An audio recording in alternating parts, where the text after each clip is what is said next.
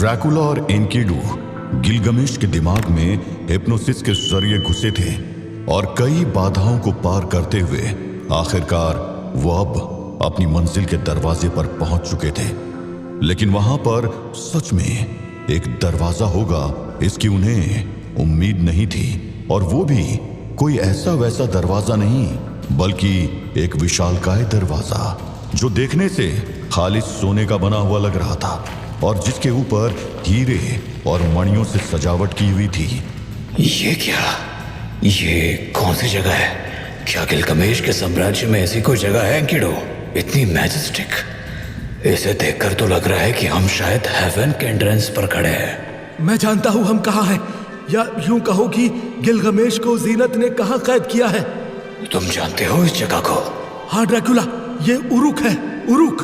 Uruk मतलब क्या ये गिलगमेश की कोई सिटी है? ड्रैकुला, तुम समझ भी नहीं सकते हो। उरुक सिर्फ एक शहर नहीं है, ये एक सपना है। मिट्टी और पसीने से बना एक सपना, एक जगह जहां इंसान और देवता एक साथ रहते हैं। सिटी ऑफ गॉड्स मतलब ये बस एक कहानियों का शहर है। कौन जानता है कि सच क्या है, पर गिलगमेश के लिए उरुक बस एक कहानी नहीं है। मैंने सुना है उसे उरुक के बारे में कि उरुक की दीवारें सूरज की रोशनी में सोने की तरह चमकती है। वहां के मंदिर, उनकी गलियां, सब के बारे में सुना है। शायद वो सब कुछ गिलगमेश के सपने का हिस्सा था, या शायद नहीं। क्या पता कि सच में उरुक कहीं मौजूद हो।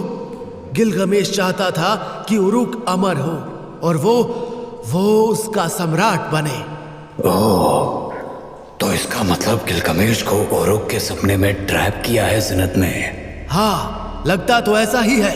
गिलगमेश का पागलपन था उरुक को जीतना, और लगता है कि जीनत ने उसके उसी पागलपन का फायदा उठाया है। तो ये शहर जो हम देख रहे हैं ये सपना नहीं, ये एक जेल है, और इसी जेल में कहीं पर गिलगमेश की सबकॉन्शियसनेस ट्रैप्ड होगी। हमें बस उसे ढूंढना है, बट ये इजी नहीं होगा। जीनत ने इस उरुक में जगह जगह ट्रैप्स लगाए होंगे, हमें बहुत केयरफुली रहना होगा। सही कहा तुमने, पर अब सवाल ये है ड्रैकुला, एक बार जो हम अंदर गए तो फिर हम इस कैद से कैसे निकलेंगे? कहीं हम भी गिलगमेश की तरह इसमें खो गए तो? मुझे पूरा भरोसा है कि उरुक हमें ट्रैप नहीं कर पाएगा, क्योंकि हमने एक बार पहले भी लस्ट को यानी जीनत को हरा चुके हैं। खैर, बातें करने का टाइम नहीं है, लेट्स गो इनसाइड। ड्रैकुला आगे बढ़ा और उसने अपने हाथों से धक्का देकर दरवाजे को खोल दिया।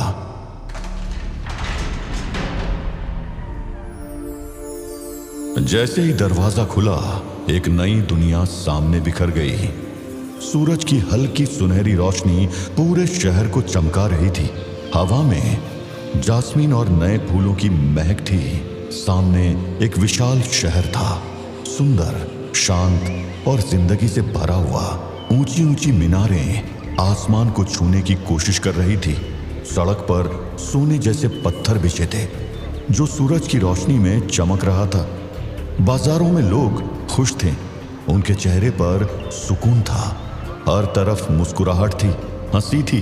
दुकानों पर रंग बिरंगे रेशम के कपड़े लटक रहे थे और हवा मसालों की महक से भरी थी। तालाब में सफेद और लाल कमल खिलते दिख रहे थे। उनका पानी इतना साफ था कि तारे तक उसमें दिख जाएं। हवा में मनमोहक संगीत की लहरें सुनाई दे रही थी। मंदिरों से घंटी की आवाजें आ रही थी। लोगों के चेहरों पर एक अजीब आनंद था, जैसे वो सब किसी सपने में खो गए हों। और शहर के बीच लगी थी गिलगमेश की एक विशाल मूर्ति, जिसके आसपास फल और फूल बिखरे हुए थे। लोग उसकी पूजा कर रहे थे, उसकी जय जयकार कर रहे थे। ये उरुक था, एक स्वर्ग जैसा सुंदर शहर, जहां कोई दुख नहीं, कोई युद्ध नहीं, सिर्फ सुख, सिर्फ शांति। ये क्या है? इतना सुंदर, इतना अमेजिंग। एनकिडू, क्या हम सच में गिलगमेश के दिमाग में हैं या कहीं और खो गए हैं? ये उरुक है ड्रैकुला, गिलगमेश का उरुक। मैंने इसके बारे में सुना था, पर इसे अपनी आंखों से देखना ये एक अलग ही एहसास है। ये वही शहर है जिसे गिलगमेश अपने सपनों में देखता था। एक ऐसा शहर जहां हर चीज उसकी इच्छा के अनुसार चलती थी। ड्रैकुला और एनकिडू धीरे धीरे आगे बढ़ रहे थे।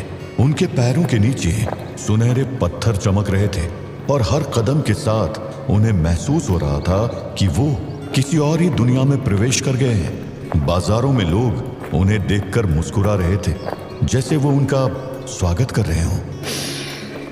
ये फ्रेगनेंस, ये म्यूजिक, सब कुछ इतना रियल लग रहा है, पर मेरी सेंसेस मुझे कुछ और ही बता रही है। एनकिडू, यहाँ कुछ तो गलत है। ये सब एक धोखा है, एक फ्रॉड। धोखा? ड्रैकुला, तुम्हें क्या लगता है ये शहर, ये लोग, ये सब गिलगमेश का सपना है और शायद यही उसकी असली खुशी है? तुम्हें क्यों लगता है कि ये गलत है? क्या तुम्हें यहाँ सुकून नजर नहीं आ रहा? सुकून?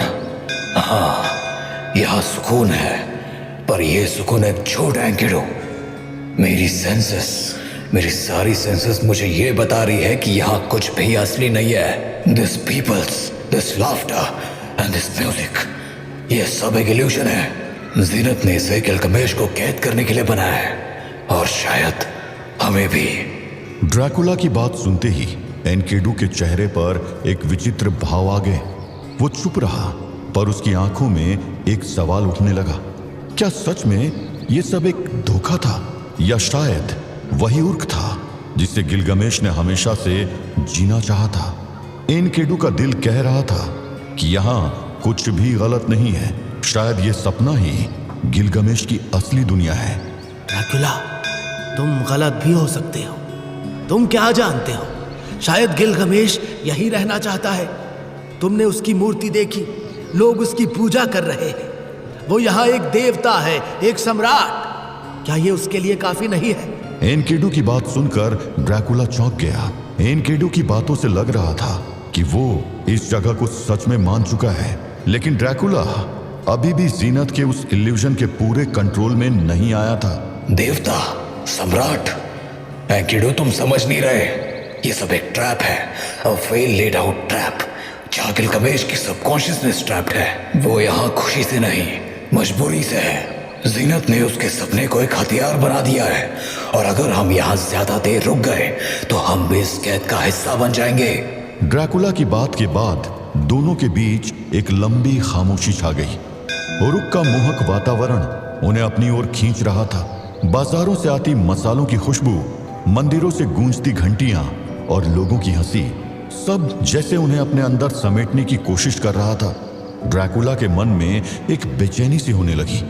उसकी सेंस अब भी उसे वार्न कर रही थी, पर उसका दिल धीरे धीरे इस शहर के रंग में रंगने लगा था। क्या मैं गलत हूँ? क्या ये सच में इतना बुरा है? यहाँ सब कुछ परफेक्ट है, शायद थोड़ी देर रुक जाना चाहिए। एनकिडू भी धीरे धीरे इस शहर के जादू में डूब रहा था। वो गिलगमेश की विशाल मूर्ति की तरफ बढ़ा और उसके पास खड़ा हो गया। मूर्ति के चारों तरफ लोग नाच रहे थे, फूल बरसा रहे थे। एनकिडू के मन में एक अजीब सी शांति छा गई। अगर गिलगमेश यहाँ खुश है तो हमें उसे क्यों जगाना चाहिए? गिलगमेश, तुम यहाँ देवता हो, तुम्हारा सपना सच हो गया है। क्या हमें तुमसे ये छीनना चाहिए?